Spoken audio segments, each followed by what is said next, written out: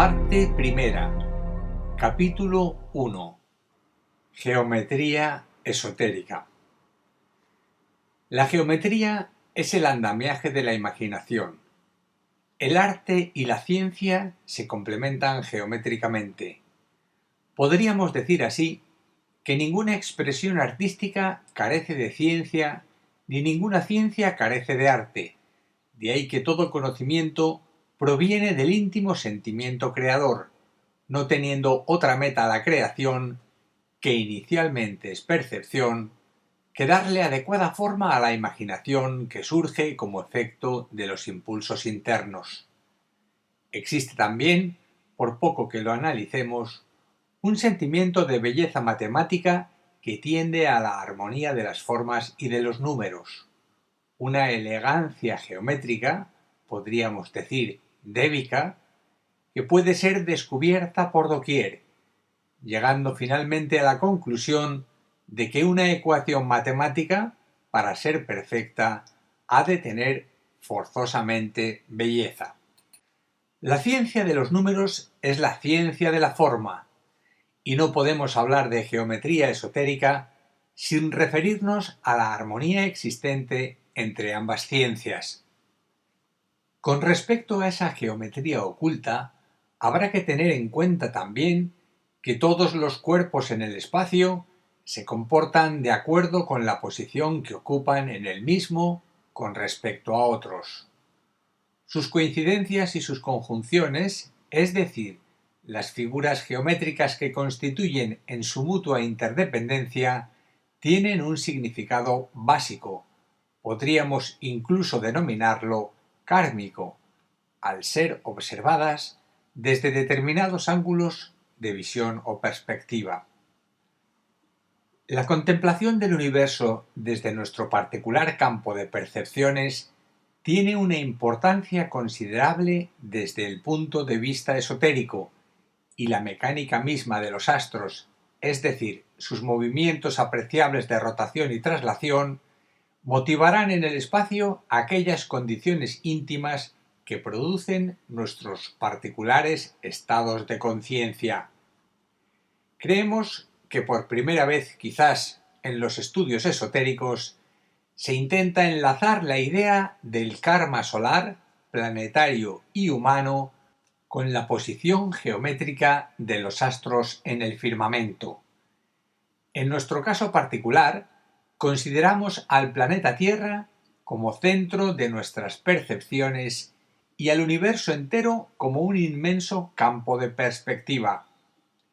Yendo al fondo mismo de esta cuestión, podríamos decir que la posición que ocupe un cuerpo en el espacio en relación con otros repercute en su propia estructura molecular. Posiciones similares en el orden estrictamente geométrico engendrarán así parecidas estructuras atómicas, y la forma de un elemento químico cualquiera variará sensiblemente según sea la posición que ocupe dentro de su conjunto molecular y sus líneas geométricas de relación con otros grupos de elementos químicos. Hay pues una vinculación en el orden geométrico de acuerdo con determinadas posiciones adoptadas en el espacio por los cuerpos celestes o por los simples elementos químicos, siguiendo la absoluta ley de afinidades cósmicas, universales, planetarias, humanas y moleculares. Es posible organizar así la vida manifestada, con todo cuanto ello presupone, de acuerdo con conceptos estructurales y disposiciones posicionales y geométricas. De ahí nace precisamente la idea de las redes espaciales, una verdadera creación angélica, las cuales, al parecer y en orden a la filosofía de la forma o de la geometría esotérica cubren el entero universo y según sus combinaciones estructurales, vistas siempre desde el ángulo de la propia perspectiva, determinan ciertos definidos aspectos psicológicos en relación con los centros de visión o de observación. Habrá que ir pensando también, de acuerdo con tales conclusiones, que el establecimiento de jerarquías espirituales en el orden psicológico vendrá determinado también por la posición geométrica de unas almas con respecto a otras, o por el lugar que ocupen dentro de alguna definida forma geométrica adoptada en tiempo y espacio por aquellas supremas entidades psicológicas que denominamos esotéricamente logos cósmicos, logos solares y logos planetarios, los cuales, sin embargo, vienen particularmente condicionados también por el lugar que ocupen en el espacio absoluto en relación con sistemas estelares de todavía más elevada trascendencia. Podríamos hablar asimismo, tal como era la concepción de los grandes iniciados druidas, de una geometría de los órganos dentro del cuerpo físico de los seres humanos y de la misión kármica de cada grupo de células o moléculas en relación con el lugar geométrico que ocupen dentro de la totalidad del organismo. Siguiendo rigurosamente el supremo dictado del principio hermético de la analogía, no nos será difícil hablar de relaciones kármicas entre órganos y planetas, entre sistemas moleculares y grupos de universos, y admitir aún dentro de este cuadro de relaciones que cualquier elemento químico, por pequeño que sea, está en magnética relación con algún cuerpo celeste, siendo un punto geométrico a través del cual una función psicológica de la naturaleza que sea tendrá oportunidad de expresarse. Así pues, la clave de la expresión universal se halla en la geometría del espacio, es decir, en la forma geométrica de un cuerpo y en el lugar geométrico que circunstancialmente pueda ocupar en el espacio con respecto a la compleja estructura geométrica dentro de la cual su cuerpo con su particularizada forma se haya incluido. Y podríamos deducir, además, dentro de un inacabable cuadro de analogías, que el destino de cualquier ser, sea cual sea la naturaleza de su especie o su jerarquía espiritual, viene inexorablemente condicionado por la forma de su cuerpo físico y por la posición geométrica que adopte dentro de la estructura social de la cual forma parte. Esto puede significar también, si nuestras suposiciones son ciertas, que el karma como ley de la naturaleza es un resultado de la forma que adopten y de la posición que ocupen, geométricamente hablando, la pluralidad infinita de vidas y de conciencias sujetas al devenir incesante de la evolución. La misma ley y el mismo orden rigen el comportamiento psicológico del ser humano, habida cuenta de que éste, sea cual sea su posición social y evolución interna, ocupa un lugar geométrico definido en el seno de la sociedad humana o contexto social del cual forma parte, siendo precisamente este lugar el que le condiciona kármicamente y le obliga a adoptar frente a la vida y a las circunstancias un comportamiento psicológico definido con una serie de reacciones muy singulares y particularizadas frente al ambiente familiar, social y comunal dentro del cual vive inmerso. Así, de la misma manera que existe una geometría del espacio, hay que admitir muy lógicamente también que hay una geometría esotérica que rige el comportamiento humano en todas sus fases de desarrollo durante el proceso de la evolución psicológica. La ciencia de los centros. La geometría esotérica tiene que ver mucho, por tanto, con lo que en nuestros estudios ocultos llamamos ciencia de los centros, la cual cuida del desarrollo y cumplimiento de los chakras alojados en el doble etérico del ser humano, los cuales son puertas de entrada en el cuerpo físico de todas las posibles energías universales. Habrá así, lógicamente, una geometría particular de los centros de fuerza o chakras, adoptando cada uno, visto clarividentemente, una forma geométrica específica de acuerdo con el número de pétalos desarrollados,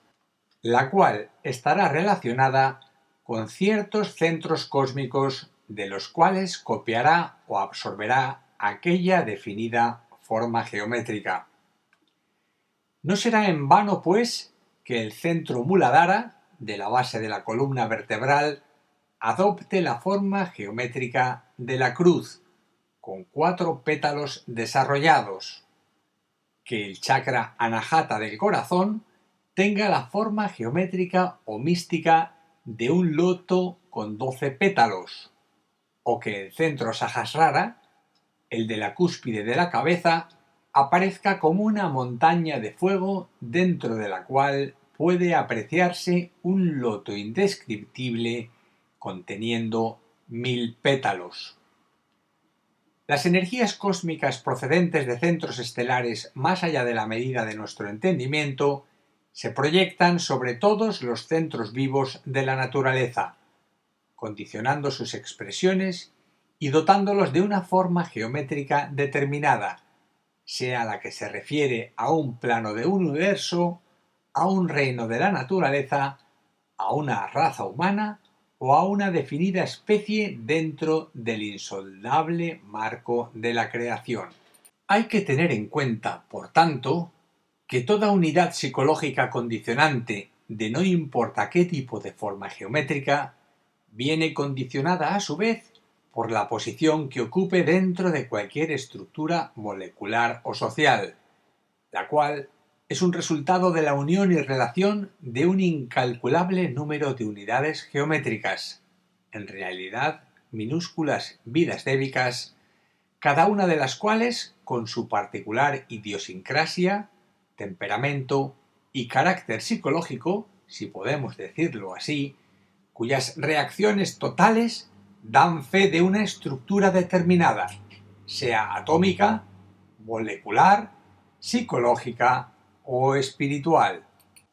Variará, lógicamente, la calidad de los elementos básicos o unidades geométricas de vida definidas esotéricamente como elementales constructores en uno u otro nivel.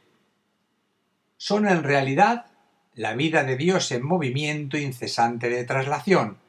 en tanto que la forma geométrica de una determinada estructura tiende, por inercia o por su lento movimiento de asimilación de las energías, a la ley de gravitación, cuya cualidad apreciable desde el ángulo oculto es el movimiento de rotación de los astros. Los dos movimientos antes descritos adoptan también en el espacio una forma geométrica idéntica, la espiral. Lo único que variará en el orden universal es que el movimiento de rotación engendra una espiral que va de la superficie o del espacio hacia adentro, el centro, en tanto que el movimiento de traslación, por el contrario, se proyecta desde el centro hacia el espacio exterior. La creación de un universo físico, de un planeta, de un ser humano o de un chakra etérico se inicia siempre con la nebulosa cuya forma espiral gravita hacia un centro espiritual de síntesis, siguiendo un proceso centrípeta de gravitación y origina con este movimiento circular que va de la superficie al centro la fase de substanciación del éter, llevada a cabo por los devas y a la cual ya nos hemos referido varias veces durante el curso de este tratado, y que progresivamente y después que la fuerza gravitatoria del centro, el Sol, se ha extendido en otros varios centros gravitatorios menores, los planetas, con idéntico movimiento en espiral hacia adentro, se convierte en un sistema solar.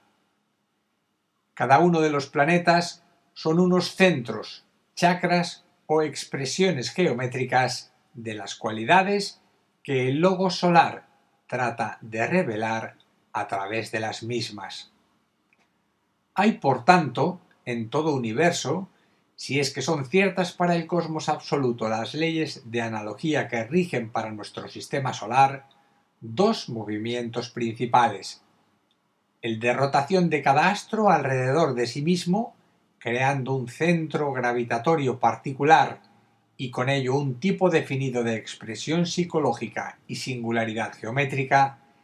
y otro de traslación alrededor de un centro de atracción mayor,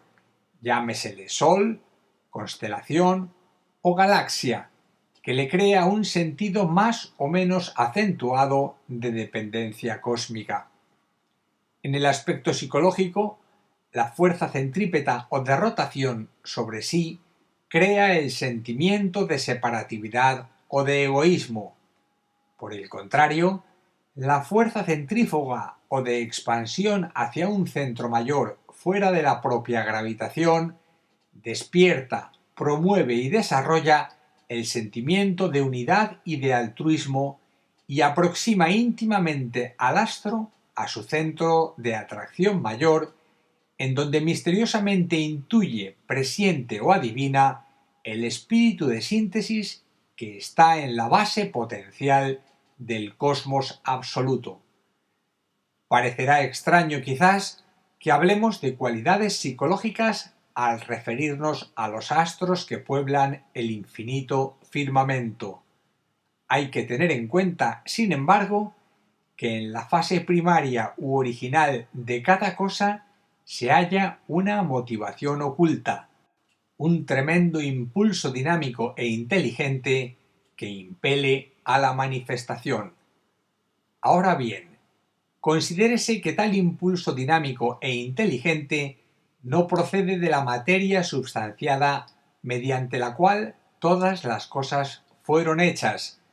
sino de un espíritu creador que reúne en sí todas las cualidades psicológicas de voluntad, sabiduría e inteligencia a un grado superlativo de exaltación, al cual no pueden acceder nuestros más elevados sentidos espirituales, pero cuya irresistible tendencia es la manifestación cíclica. La forma geométrica se hace eco de tal espíritu de expresión psicológica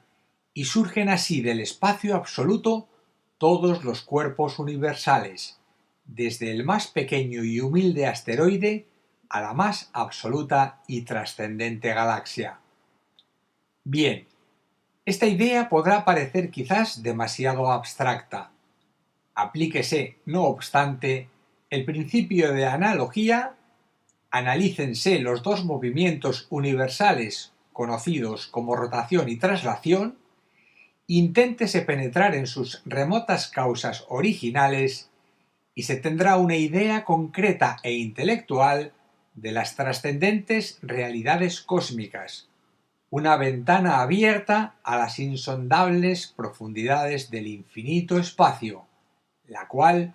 puede mostrarle al audaz investigador esotérico las causas supremas de la vida manifestada,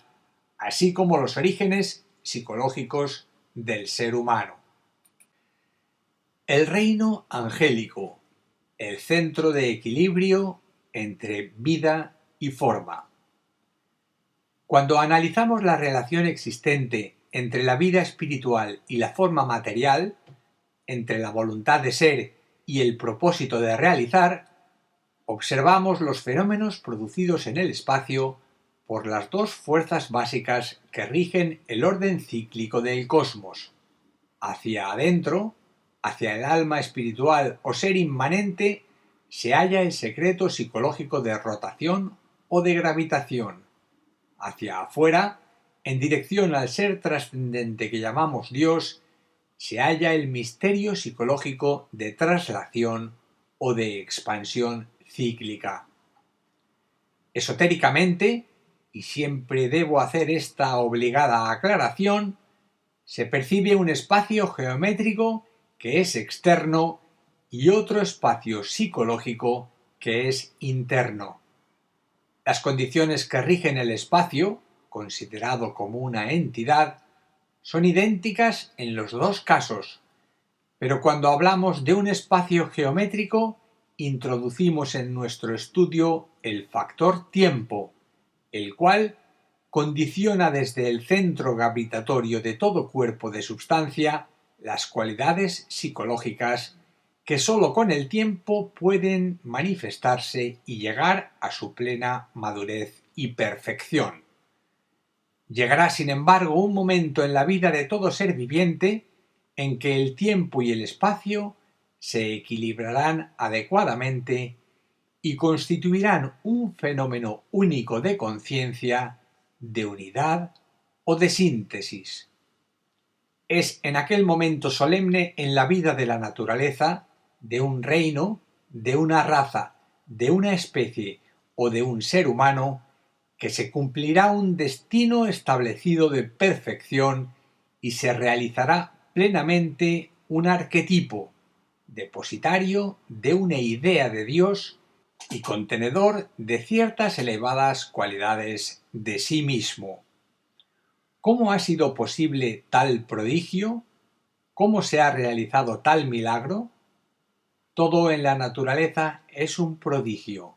todo es un milagro. Pero ha sido realmente la ley del esfuerzo fustigado por el sentido infinito de una gran necesidad cósmica de expansión vital el que ha hecho posible que se creara una síntesis, que se conquistara una verdad y se diera testimonio objetivo de una ley. El principio de analogía hace el resto, mostrándole al investigador esotérico en forma concreta, clara y objetiva la incalculable serie de procesos concatenados procedentes de las dos infinitas vertientes de la vida, subjetiva y espiritual una y objetiva y material la otra, pero que igual que dos afluentes del mismo río, convergen en la majestad infinita del insondable océano de la existencia universal. El espacio geométrico y el espacio psicológico se han unido y reconciliado después de inmensos períodos de lucha y de conflicto, y ya jamás podrán marchar por separado, al menos desde la consideración o punto de vista racional del hombre. Esta idea podría apuntar seguramente hacia metas más elevadas todavía, como por ejemplo la indagación de las causas supremas de esta acción unificadora de síntesis, dentro de la cual lo inmanente y lo trascendente, la gravitación hacia adentro y la expansión hacia afuera, la fuerza centrípeta y la fuerza centrífuga, el ideal y el arquetipo, tiempo y espacio, etc., han llegado a un augusto centro de cumplimiento universal. Ahora bien, los factores cósmicos o los intermediarios divinos que han prestado su colaboración en la magna obra de realizar un arquetipo, es decir, los ángeles o devas, realizaron su misión equilibrante entre la vida y la forma, liberando del seno profundo de los espacios intermoleculares o de las profundidades misteriosas de los éteres universales las energías cósmicas que producen perfección y armonía. Por ejemplo, en el centro místico de los movimientos de rotación y de traslación de cualquier cuerpo celeste hay un espacio eternamente virgen, libre absolutamente de karma, dentro del cual no opera fuerza gravitatoria alguna, pero que es la causa promotora del equilibrio universal. Y si extremando la idea imaginamos, tal como lo hemos hecho ya en otras varias ocasiones, que tales espacios interespaciales o intermoleculares no están vacíos, sino que están habitados y dinamizados por una especie particular de vida, muy diferente de la nuestra quizás, pero dotada de una increíble y extraordinaria capacidad de síntesis, el reino débico o angélico, tendremos en nuestras manos el elemento supremamente vital que nos faltaba para poder explicar razonablemente el misterio creador del equilibrio universal, abarcando la totalidad de la creación divina. El arquetipo. Cuando lo inmanente y lo trascendente de cualquier ser viviente se han unido o reconciliado en cualquier momento del tiempo y en cualquier lugar del espacio, se produce un milagro de rara y espectacular belleza. Platón lo llamaba arquetipo, la síntesis geométrica de belleza alcanzada por un cuerpo en la vida de la naturaleza, mineral, vegetal, animal o humano. Pero existe también en el nivel que sea una energía espiritual que ha logrado redención, siendo psicológicamente perfecta su expresión a través de aquella bendita forma, teniendo en cuenta que no puede haber perfección posible en la vida de la naturaleza si no se realiza previamente un equilibrio verdadero entre una razón interna o propósito creador y una manifestación externa por medio de una cualificada forma geométrica. Tal equilibrio no hubiera sido posible a no mediar el tercer factor, aquel poder aglutinante de la energía material y espiritual al que místicamente llamamos alma. Todas las formas de la naturaleza poseen un alma que las dota de conciencia y de un impulso vital, dinámico e irresistible que las orienta hacia un definido propósito de redención, o si ustedes lo prefieren, de perfección. Sin embargo, la redención y la perfección no constituyen metas rígidas o estáticas, sino que son antesalas de mayores conocimientos y realizaciones. Por lo tanto, cuando hablemos de arquetipos en relación con las formas geométricas, hacemos referencia a un estadio de perfección orientado siempre a las nuevas y más esplendentes perfecciones. De ahí que la perfección, que no constituye un fin en sí misma, sino que es un eterno movimiento hacia más elevadas realidades, no está condicionada a meta definida alguna, ya que una vez la naturaleza ha realizado el milagro de un arquetipo en el nivel, plano, reino o especie que sea, abre automáticamente la perspectiva de nuevos y más esplendentes arquetipos o modelos a realizar. El arquetipo del hombre se halla virtualmente en el ser andrógino, aquel en cuyo centro de conciencia se han fundido o reconciliado todas las posibles polaridades. Al igual que ocurre con el misterio de la electricidad, cuyo centro de equilibrio o reconciliación es la luz, el alma del hombre es el centro de reconciliación entre el espíritu y la materia, entre la vida divina y la forma geométrica del cuaternario inferior, entre el propósito de ser y la acción de realizar. En el centro de la eterna balanza de la justicia kármica se halla el alma del hombre, decidiendo, luchando, sufriendo y gozando, hasta que llega un día en que la balanza se equilibra, el espíritu y la materia ya no luchan entre sí, se hallan perfectamente integrados en el centro causal del alma y se produce entonces aquel fenómeno humano que esotéricamente se denomina el andrógino, la realización perfecta del hombre que ha consumado su destino. La mente humana ya no lucha ni se extiende horizontalmente a la búsqueda de conocimiento, y su corazón se halla desapegado y libre de todo deseo. El fuego de Kundalini circula libremente entonces por todos los centros etéricos. Alrededor del Sushumna, Ida y Pingala se hallan perfectamente equilibrados y el fuego, tal como místicamente se dice, se ha convertido en luz, una luz que orienta hacia las más elevadas realidades cósmicas. En tal estado de realización, el cuerpo físico, ya pertenezca a un hombre o a una mujer, deja de sentir atracciones o estímulos de carácter sexual. Nada ni nadie puede afectar ya este equilibrio estable en la vida de la naturaleza humana, y cuando en el proceso cíclico de la muerte física tal esplendente y cualificado cuerpo arquetípico ha de ser abandonado,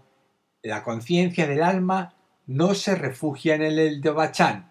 la zona intermolecular o de descanso angélico en el plano mental, sino que se fusiona absolutamente con la mónada espiritual, el verdadero y único ser del hombre. Si algún nuevo nacimiento tuviera que producirse en el devenir del tiempo, la mónada o espíritu se manifestaría físicamente sin necesidad de sujetarse al ordinario proceso de concepción nacido de la dualidad masculino-femenina que rige para todos los seres humanos que no lograron todavía su perfección individual, sino que será realizado por medio de un ímpetu de amor y utilizando creativamente las fuerzas angélicas del espacio para construir el vehículo adecuado a la realización de ciertos nobles fines que sólo la mónada espiritual conoce y sirve. A este cuerpo de radiante y sublime irradiación que el iniciado crea con ayuda de los devas superiores se le llama esotéricamente Linga Sarire y tiene la propiedad de no envejecer, de estar libre de enfermedades y de persistir en el plano físico todo el tiempo que sea necesario para el cumplimiento de la obra jerárquica aceptada voluntariamente por la vida infinita de la mónada espiritual. Otra de sus propiedades es la de hacerse invisible a voluntad y de surgir inesperadamente de los éteres del espacio cuando así conviniere a los propósitos monádicos. Este cuerpo, un verdadero talismán viviente, está bajo la custodia de ciertos devas de elevadísima evolución que hacen circular prana de las más elevadas regiones del éter a través de cada uno de sus componentes moleculares, construidos únicamente con átomos seleccionados del cuarto nivel etérico y que son atraídos en virtud de un sonido o mantram especial que pronuncia el iniciado cada vez que tiene necesidad de utilizar su linga sarire para poder manifestarse substancialmente en el mundo. En estas últimas ideas y consideraciones hallarán ustedes no pocos indicios acerca de la actividad de aquellas gloriosas jerarquías débicas, denominadas en algunas partes de este tratado esotérico sobre los ángeles, señores de los arquetipos, quienes, bajo la suave imposición del adepto, construyen los cuerpos sagrados o langas sarires necesarios para el cumplimiento de alguna misión especial en el mundo, siguiendo el criterio universal de la gran fraternidad oculta que guía los destinos espirituales del planeta Tierra.